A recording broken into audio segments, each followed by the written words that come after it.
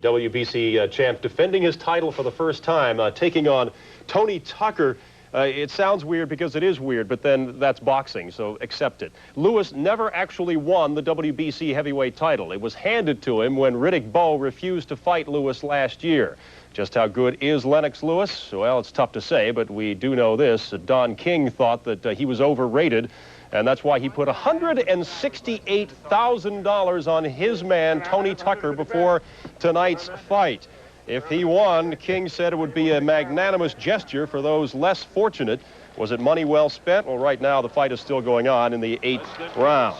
This was a monster fight card. Earlier, Julio Cesar Chavez took on Terrence Ali in the 5th round. He hurt Ali with the 2 lefts across the chin, catching him off guard. Up against the ropes, Chavez wins a TKO in the 6th round, retaining his WBC super lightweight title. He's 87-0. Julian Jackson in white defending his WBC middleweight title against Gerald McClellan in the 1st round. McClellan tagging Jackson.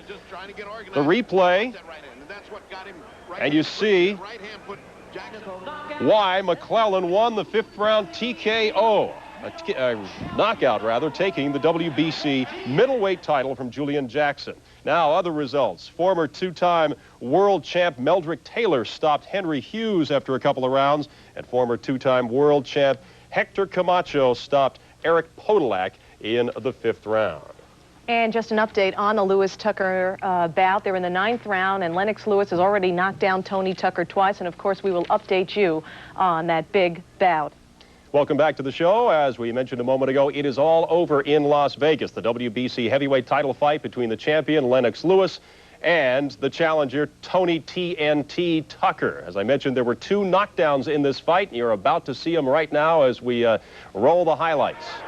We pick it up in the 3rd round. Lewis in the orange, Tucker in the white, hitting the canvas. Tucker gets up in plenty of time. He says, I'm fine, let's go. We move to the 8th round. Tucker unloading on Lewis, but Lewis is undaunted, fights back. Tucker now looking ready to go down, but he would not. He would survive the 8th round. In fact, he would survive this fight despite 2 knockdowns. The fight went the distance. The 2nd knockdown in the fight took place in the 9th round, and you're about to see it coming up. As I mentioned, here's the end of the 8th round as Tucker took some punishment, but again, did not go down. It wouldn't make any difference in the long run, however, as we move to the 9th round, and here comes the 2nd knockdown in the fight. And this could have been the clincher, as Lennox Lewis retains his WBC heavyweight title. It was a unanimous decision. The scoring went 118-111, 117-111, 116-112. Lennox Lewis, a unanimous decision, retaining his title, moving to 23-0. Tony Tucker suffering the only 2 knockdowns of his professional career, losing, falling to 48-2. We will hear from Charlie Steiner coming up on the 11 o'clock Pacific time edition of SportsCenter. He'll have a complete wrap-up of the WBC heavyweight title fight. Linda? It was all about respect. Lennox Lewis trying to earn some in his first WBC title defense. Let's go there now. Join Charlie Steiner and Al Bernstein. Here at the Thomas & Mack Center on Saturday night, Lennox Lewis, the WBC heavyweight champion, title that he was handed just 5 months ago, wanted to have an impressive performance to enhance his marketability in the 50 states. Well, he won the fight all right, but I'm not sure he enhanced his marketability. It was a unanimous decision. Al Bernstein joins me now. What was your assessment? This is not the kind of aura-building performance I think he wanted. It really wasn't, despite the fact that he knocked Tony Tucker down, the first man to do that, which is something even Mike Tyson couldn't do. But this was a different Tony Tucker. Lennox Lewis looked like a one-dimensional fighter tonight. More than anything, I think that's the thing that people will take away from this match. He's a big guy. He's powerful. He can hurt you with the right hand. But unfortunately, Charlie, he really did not show too much more, and I think he wanted to show more. Indeed. It was the overhand right in the 3rd round, the very same punch which knocked out Razor Ruddock back on October 31st in London, which put Tucker down for the first time in his career. Yeah, and in some respects, this knockdown might have hurt him more, Lennox Lewis, because Then he got away from some of the things he was supposed to do. And when Tony Tucker was able to back him up, as he did in the 8th round, Lennox Lewis showed another chink in his armor. He stops punching and he takes punches. At the end of the 8th round, Tony Tucker was staggered. He was on clear street, thankfully almost saved by the bell. Early in the 9th round, however, Lennox Lewis continued his pursuit and knocked down Tony Tucker for the 2nd time of the night and his career. And this time that Tucker was really hurt badly, and it was amazing in a way that Tucker was able to come back. So when all was said and done, it was a unanimous decision, a decisive, one-sided unanimous decision for Lennox Lewis. As decided as it was with the numbers, it was not that impressive a win. The numbers really don't tell the entire story. We talked to both fighters afterwards. No, I'm pretty happy, but, you know, there's always room for improvement.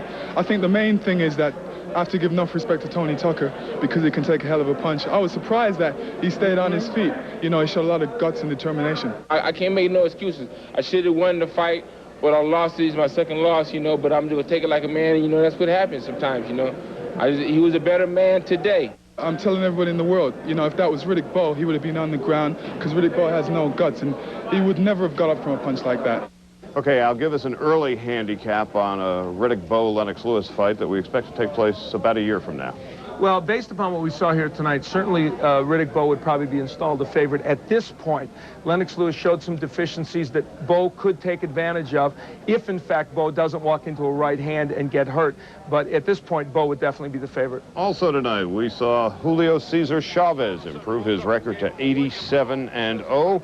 With a TKO in the 6th round over an old friend, Terrence Ali. Yes, Chavez showed power in the 6th, knocked him out, got the TKO after Ali had a gutty performance. And the new WBC middleweight champion is Gerald McClellan, a 5th round knockout of Julian Jackson. So some final thoughts on this Saturday night of fighting in Las Vegas. Well, as you said, it was not the kind of performance Lennox Lewis wanted. He tried to put his own spin on it and say it wasn't quite really disappointing. And the spin doctors will be at work overtime in the next couple of weeks, including Rock Newman over there with Riddick Bowe. But I think it was not the kind of performance Lewis wanted.